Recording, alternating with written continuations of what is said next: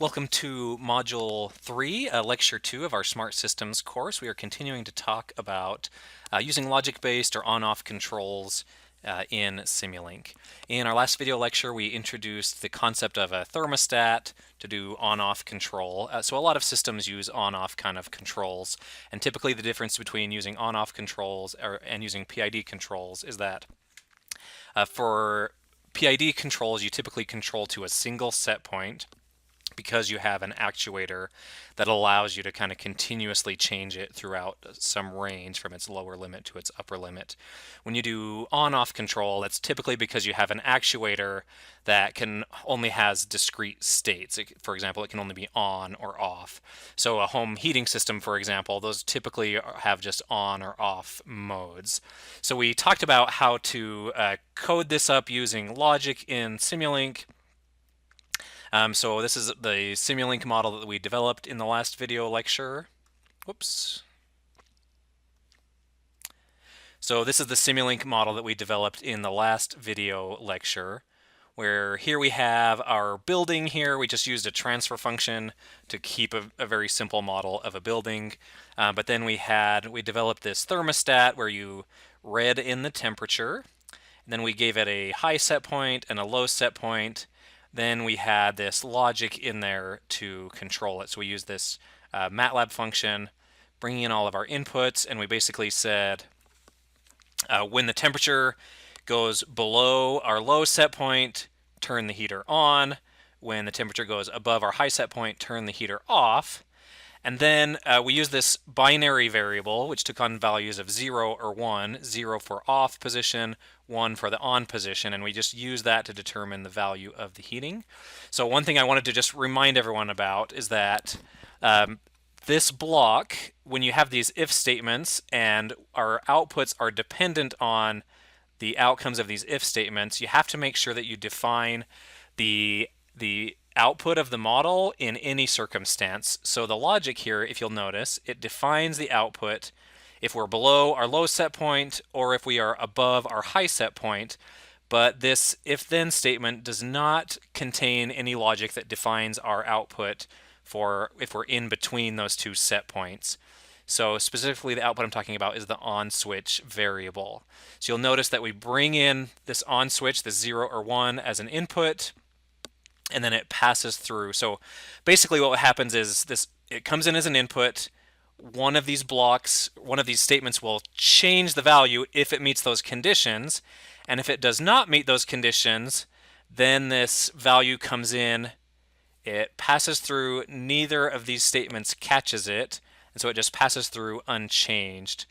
So we feed that value out as an output of our function. It's stored in this memory block and then looped around.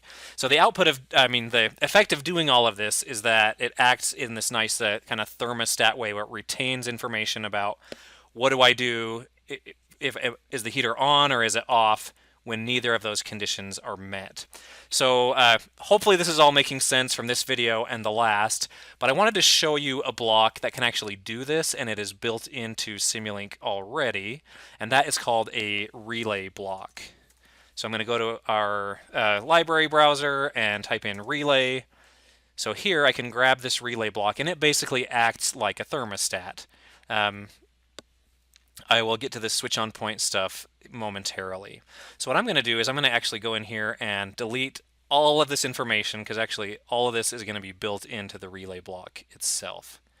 So what we do with the relay block, you kind of set it up sort of like a PID controller. I'm going to flip it. I'm going to connect this to my temperature measurement. So basically this block, it's going to take this measurement and it's going to flip this switch depending on the values of the measurement coming in. So here I give it a switch on point and I give it a switch off point, and then I tell it what's the output when this is on and what's the output when this is off. And you got to pay attention here. There is a weird little caveat here. So for our heater system, ideally we would like our heater to switch on at, let's say, 20 degrees Celsius. So our temperature has gone low, it's gone below our lower set point, so the heater would kick on at that point. And then it would switch off when our temperature rises back up to 25, and then we could give it, okay, when it's on, we want the heater to output 30 kilowatts.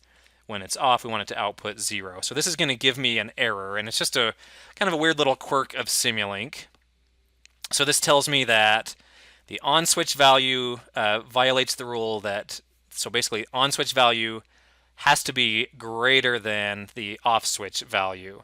So that's going to make it a little bit confusing in this for this particular heater application, but we're going to switch to what the concept of on and off means. So I'm going to say when we switch on, that's when we hit our upper set point. And so after the temperature rises and it hits this upper temperature set point, then I need to tell it what output to have. So we actually want the heater to turn off in this case. So our switch is kind of reversed from the actual heater position. So we want it to switch on at 25. So once we hit our upper limit of 25, the heater will turn off. Then we want it to switch off at 20. And when it's off, then we actually want it to spit out a value of 30. So it's really just a weird little Simulink quirk. I don't fully know why they don't give you the option to have those flipped, but it still works just fine.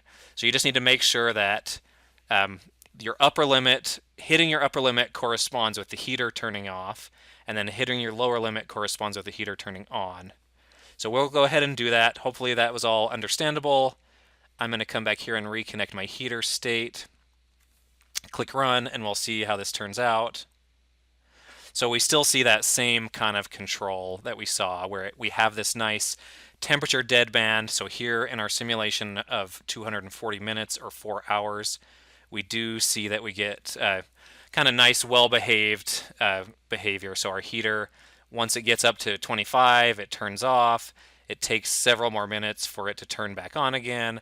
So in this particular case, our heater is turning on several times over the course of 4 hours, but not so much that we would call it chattering, where it's just frequently flipping between on and off, to where we'd be concerned with the motors being damaged or just general inefficiencies caused by frequently turning on and off.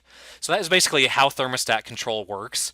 Hopefully you find the other information from the previous video useful as well, because that memory block and being able to code in logic can be useful in other applications that cannot be covered by a simple relay block like we've done here. Thank you very much.